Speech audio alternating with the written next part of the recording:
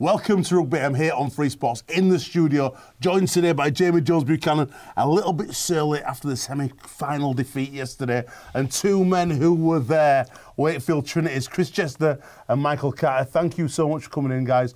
Short notice, you've traded your date for the studio with Alex Walmsley, who's away down in London, but did you have a nice day yesterday, and what did you make of the double header down at Bolton? Well, you might have to answer about the day because I was a bit inebriated when we got home. I thought it was fantastic, you know, double header. I think it's something that I brought up 2 or 3 years back, that we should be making events of double, you know, semi-finals. I think it was brilliant. 2 really decent games.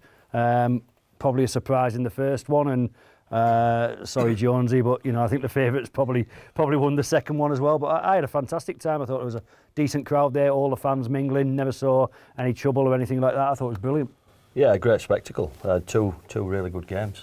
Big surprise with Catalans. Was it really? Well, the form they've been in, was that really they a are in good surprise? form. They are in good form. But so are St Helens, aren't they? Or they have been. It certainly took me by surprise and puts our result against them into a little bit of perspective as well. And yeah, two really good games and a fantastic occasion. How's life at Wakefield? Talk to us about the season, because we had Danny Kermond on recently, and Danny Kermond gave the season so far a 7 out of 10, maybe an 8, because you lost so many games by such a small margin, but he felt this is the best Wakefield team he'd been a part of.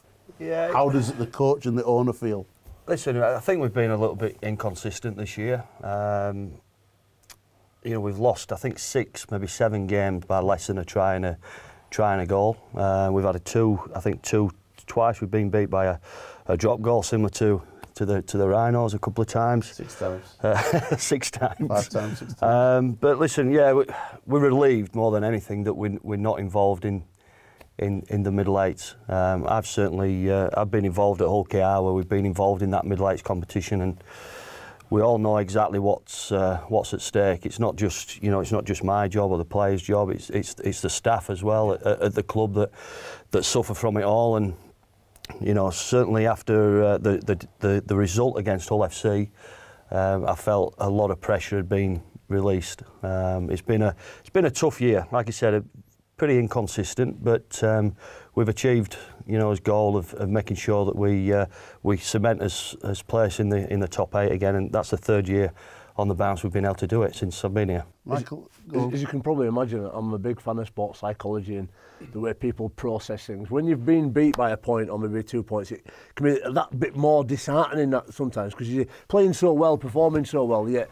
not quite able to get over that winning line. How have your boys dealt with that on a week-to-week basis? Stayed positive and hung off the positive side of the performance? Yeah, I think we mentioned Kermo earlier. He's been pretty good. He's been a real good senior. We've got quite a lot of good senior players at the club. Scott Griggs is one of them. Taught really well, and you know, my job during a week is try and keep them as positive as possibly can. And yeah, we've been beat by a couple of times by a point, but you know, there's always the following week. There's always a following week, and you know, we try and put the things right that we got wrong the week before, and you know, it's been a good old year. Been a good old year. It's true what you say, Jamie, in that, because that when we played Leeds, and obviously if we win, we're in the 8s. If Leeds win, they're right back in it, and we miss, or Milky hits that drop goal with 2 minutes to go, and it's like an inch off going over, and I'm sat there thinking the week after, can we pick ourselves back up, because we were so close to getting over the line again. But I think, you know, the spirit of the lads and the character that these guys show, you know, we turned all over the week after. So for me, rolled over. Overkill. Overkill. You'll see my tweet with 10 minutes to go. I finally relaxed. It was 72-0 at that point. So that's kind of person. You know, probably the last 3-4 weeks, every time after we've had a result, are we safe now? Are we safe now? And the players they're always thinking about it. Always thinking about it. I've tried to relieve that pressure from them and just let them focus on what's important. That's getting the result. I think it was difficult at the start of the season because a lot of people were coming up with, we think Wakefield will be top 4. It wasn't necessarily coming from inside the camp, but outside the camp, a lot of people say, yeah, exactly. And I think the reality of the fact was that, you know, Wigan went out and spent a lot of money, Warrington went out and spent a lot of money, and both of them finished behind us last year and have gone above us. So, you know, I think perspective says we're still punching massively above our weight, and if we finish 8th this year, that will equal the best 3-year record we've ever had in Super League. But it is a Challenge Cup special today, and the first thing I want to know, who's going to win the final in your 2 opinions? So, firstly, Chesy, who's going to win the final? I think Catalans. I think Catalans. Well, I think if it stays dry, which it generally does at Wembley weekend, I think Catalans will have a little bit too much for Warrington. Michael? Might as well have a tenner on it, haven't we? I'll go Warrington. Darrell Clark, what is it? Lance Todd. Lance Todd, yeah, Darrell Clark. Jonesy? I'm going to sneak just with Catalan, I reckon. It's going to be exciting. I think, Warrington have put some unbelievable performances together in Challenge Cup. The one against Wigan in particular was outstanding. They put us to the sword this weekend. And I won't be surprised, I think Warrington will be favourites, but you just sense something from Catalan. I think they'll want it, won't they? Just get something from this season. I think it's going to be a great game, but no Greg Bird says to me, Warrington win. And I think, honestly, Warrington will win. Josh Charnley, Lance Todd, hat-trick. There we go. Are we doing another 3 million Scoville lot wing for loser? I'll do it.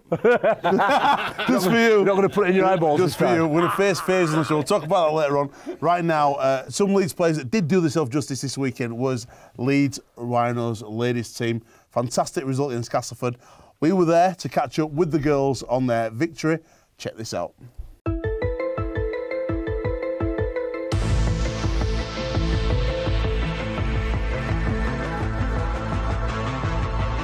I think it could go anywhere. Like I say, we beat Leeds in pre-season, and then they beat us a couple of months ago in Hetherington, so it really could go either way. Both teams will be coming out fighting. I think we're ready. I'm excited. Looking forward to it. Never played Warrington before, so yeah, really excited. We're just itching to get out there now and do the job we know we can do. Just trying to stay calm and relaxed, really. I think it's easy to let the occasion get the better of you, but everyone just seems calm and just excited of what's to come, so we're going to try and keep them vibes going and then just give it us all on the pitch and get that win. This is huge for the women's game, and it's huge for us. I mean, we played last season, nothing was expected of us. We're coming in now, I think, probably as the underdogs, but we're going to give it a massive shot and we're going to do our best today. I think it could be quite an interesting game because it's slightly different to the men's game. Maybe not quite as physical, but certainly the skill levels there. I think it's going to be close, but I think Cass have got it in the bag. People are starting to recognise and take interest and realise it's a great brand of rugby, it's a great product, and it's very enjoyable to watch. So I think it's only something that's going to get bigger and grow better, but it's up to the likes of us and other Super League clubs like Cass, for instance, and Warrington of hosting us today to really buy into it and make the game grow for the women of rugby league. I think the most impressive thing about the women's game has been the spectacular growth of it. I think women have played rugby league for quite a number of years, but I think what we're seeing now is an excellence, a game that's very, very watchable. It is different to men's rugby, and so it should be, but it's an attractive game to watch, and I think when anybody comes and watches the game at this level, at the Super League level, they'll be very pleasantly surprised.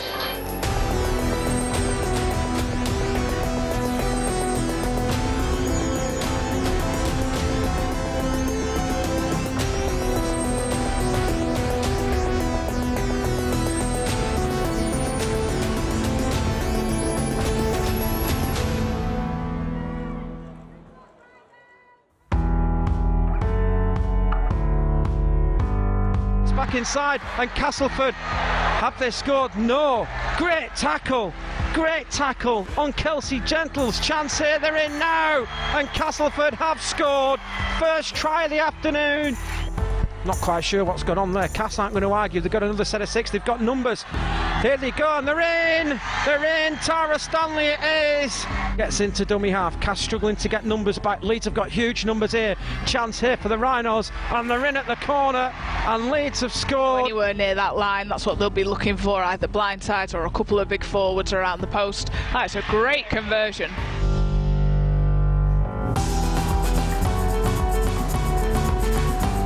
They've come up with another error, and it could be costly.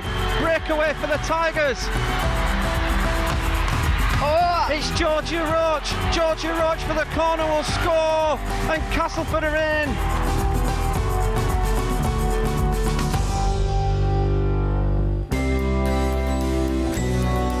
This is going to be play on. Chance here for Leeds. Big chance. Gets it out to Townend. Townend for the line. He's short. Did well not to do the double movement there. Huge chance for Leeds, and they're in. On the short burst. Here they go, and they're in. And Leeds have taken advantage.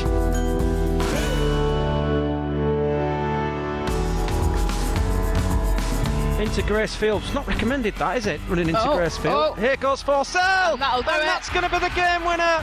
Lois Forsell with the try for Leeds. Catches the cast defence. Hill with the kick has hit the post. It's missed. Still a chance for the Tigers. Here come the Tigers. Here's the chance with Gracefield. Field's got it back. That's a knock on Leeds. Against Leeds. It's not, that's it. That's the end of the game, and Leeds have survived. Leeds have won the 2018 Women's Challenge Cup. Brilliant game. I thought nothing was really going to plan in the first half, to be fair, but the girls were brilliant, and they just stuck at it. They held their nerve, and they fought out a very well deserved victory there. It was brilliant. They were brilliant. I've never played such a hard-hitting game. Castleford, well done, guys. Thanks for the game today. It was brilliant. I'm proud of all the girls. We put up a fight till the end. We're going to come back stronger than ever now and hopefully make it to the grand final and make that cup ours. Credit to Castleford, they were really good and they came out strong, but I think in the first half, obviously, they were a better team, and then we just came out and tried to do a bit better second half. I've got the player of the match trophy in my hand, and I know people probably always say it, but the cup win means a lot more. I think we played together as a team and we got the win, and it didn't feel like they were going to at some points, but we got there in the end.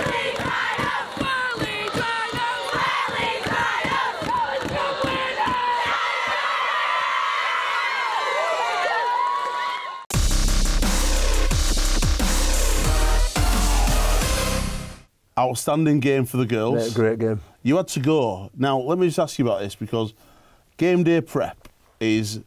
some people are weird about it. Yeah. Like, when I first met Bo Ryan, he told me he's got mad OCD. Are you bothered do you have to certain, like, No. Sam Burgess every night before spaghetti bolognese? Like, religiously. I do like I like the chili pasta day before Yeah. on the day as well. Yeah. But I'm not bothered. I think I've never been superstitious because it's just a permission slip to play poorly if it don't go well for you. I like that. 3 things for me on the game day. I've got to drink, make sure I've got enough water in me. Yeah. Food and sleep. Water's most important, sleep second, food third. And I'm just really quick. I played in the Challenge Cup final, and I roomed with Ryan Bailey one year, and he just like I went to bed early, and he just made a noise, and it was awful. And I slept about an hour and a half. I fell asleep at about 5:30. I was just head was all over the place, and I thought, Did it affect your game? no, it was one of the better finals I've played in. And I thought, do you know what? I'm not going to let that dictate whether or not I play well or not. Oh, just missing a bit of sleep. Just get up and get on with it. We didn't. We got beat by Wigan, but but anyway, yeah, good to get behind the women's game. Great spectacle. Well done to Cass as well, who thought played really well. A girl called I think it's Katie Tordoff, number 25. Number 25, whoever played for 25 for Cass this week, ended a few players. She'd easily fit in the women's game. We could do with her up front at the minute. She was outstanding. The one thing I wanted to ask is, it was well known that you spent under the cap. And my question is, do you still spend under the cap? And will you be budgeting to spend under the cap in 2019? Well, we do spend. We do still spend under the cap. You know, I brought a stat along today for you that we're currently 450 grand under the cap. That's unbelievable. You know, if any club out there wants to give us their star half-back for free, we've got plenty of room to fit him in. You know, my challenge, as it's been probably for the last 2 years, is to provide enough funds for him to be able to compete on the field. We still massively punch above our weight in terms of the value for money that we get out of every single. It's not just players. It's like what Jamie says. It's your staff. It's your backroom staff. It's your accounts person. It's everybody that we got involved in Wakefield Trinity. We eke every last ounce out of everybody. And that's my challenge. I've got to find a way of raising more money for him to spend. I watched This Sport in Life a few months ago and seeing Wakefield in all its glory. Yeah. It's got a rich heritage. What's your vision? What do you want to see long term for Wakefield? Well, it's well documented, Jamie. We've got to sort the ground out. You know, I'm running out of cats' lives with the amount of times I go to the RFL and I go to Super League and say, yeah, we're getting it, it's coming, and it's still not here. So I've got to get that sorted What's out. What's happening with it? Is it going to happen? I honestly don't know, mate. I keep saying to him, unless we get this ground, the Super League are actually going to bang on my door, and it might be next month, it could be next year, it could be 2 years, and they're going to say, you're not in anymore because your facilities aren't good enough. And then where do we go? What happens to Wakefield Trinity? Because like you say, there's 145 years of heritage there with some of the most famous players in the world. The Neil Fox's record will never be beaten, and that piece of grass is still being played on today. So if we ever do move, I'm cutting it all up, painting a white line on it, and that's the last try Neil Fox ever scored. £1,000 a square metre, and I'll raise some money that way. But, you know, that's what I think. The things we bring to Super League, I think we bring an honesty, I think we bring an integrity, we try to do things the right way. The thing that's letting us down massively is the ground. If I can't get it sorted, who knows? That just takes us to a whole new level, doesn't it, in terms of what we'll be able to spend. Sponsorship, all that sort of thing. You'll actually get away fans wanting to come to Bellevue, because if I were an away fan, I wouldn't want to come. We've been really fortunate at Hetherington to rebuild pretty much the stadium, the rugby side anyway, and really proud of that in the sense that we'll never have to leave Hetherington. And we'll still keep that history and heritage and all that carry on. There's no way of developing Wakefield, is it? No, I think there is, Jamie. Now, one of the discussions I've had with the council is identical to the Leeds model, i.e. that the council sort of front fund it, they take a lease on it, they help with the funding, and it gets done. And I've asked the council to consider that, and they are considering that, but they've been considering that for 6 months now. So, you know, I think it's I'd love to be able to do that at Bellevue because of the history and heritage that's there. Why would we want to lose the place where Neil Fox went over in the corner, or Ken Rolling, or, you know, Harold Poynton, and all the great players that Wakefield have had?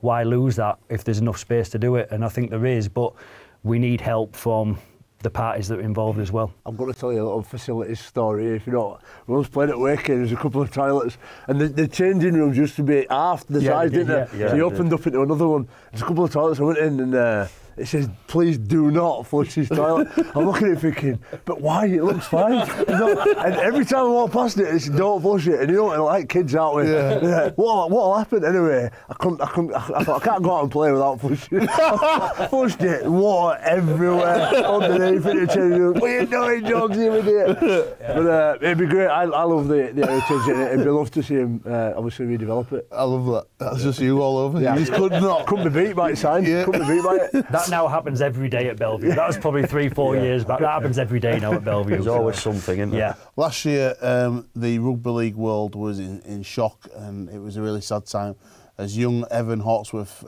passed away playing for Stanley, which is a club very close to you guys. His dad and his mum have taken the positives, the ones they can actually take from such a tragic situation, and create a team, Evan. They've been doing some great work, and part of that is a walk to Wembley. And we went over and met his dad, and this is what he had to say. Hello, my name's Gary Hawksworth. I'm Evan Hawksworth's dad, who tragically died after an accident playing rugby.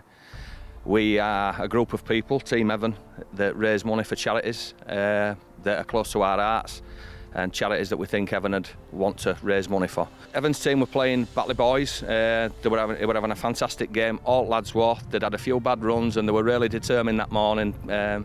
Evan had a smashing game. He were playing man at match game. He went in for a tackle and just made a number of tackles. He just went in and there were a collision, and it was totally accidental. He got concussed and knocked out, lost consciousness for a bit. Game was stopped. First aiders did everything, coaches did everything. I was there, I witnessed it all. Paramedics came. Unfortunately, later that day, he had a bleed on his brain. Were taken to LGI and he never regained consciousness, unfortunately. We are walking to Wembley to raise money for the RFL Benevolent Fund and Conor Lyons Foundation. And for me, the walk is to say thank you to all the people, certainly the rugby people, that helped us after we lost Evan. They really did help keep us on our feet. The walk starts on 18th of August, a Saturday morning. It's going to take us 7 days to walk 185 mile to Wembley. Me and, like I say, 8 close friends and my dad. It's going to be hard. The training, we found it hard. The 15, 16 miles, not too bad. When you start getting the 31s, that's when you start getting blisters, and that's when it's difficult. So we've got some hard work in front of us, but we'll do it. I'll do it on my hands and knees if I have to. I've known Evan. He came down to play for us, which was Stanley Rangers. Played for us for a good 12 months before the tragedy that happened. I've coached the team that's playing down here now since under-8s, and hopefully we'll crack on and carry on this year. The team evolved after the tragedy of what happened to Evan. We're called the Wakefield Hawks. Obviously his name's Evan Hawksworth. We picked out the Hawks, and then underneath it's Test Your Worth, so the whole of his surname is in the badge. The Hawk design was actually designed by his younger sister, so it's very close to everybody's heart. So we walk into Wembley. We start on the 18th of August, week before the final. We've got a Just Giving page, which is raising money for the Rugby League Benevolent Fund and also Connor Lyons. Put some money in there. If it's a couple of quid you can afford, that's great. Let's raise as much profile as we can across brain injury within Rugby League, and get everybody behind it. The support we had when Evan sadly passed away was phenomenal.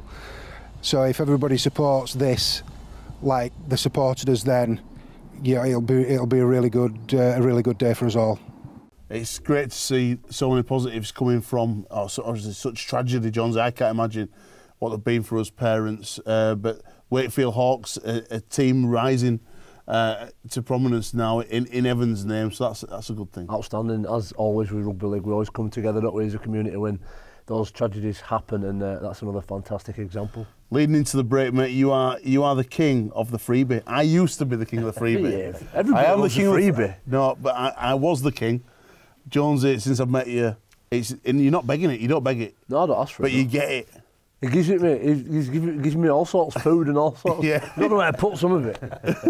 But you've got the Great Britain top on, and you're like the main model, you and Moz. Well, one thing that we know about Rugby League fans is a lot of them like the nostalgia. They like to think back. They like to listen to the old stories. We like to go and assimilate them old stories from them old minds. And this just brings back a lot of great memories of certainly my childhood. What's your best Great Britain memory?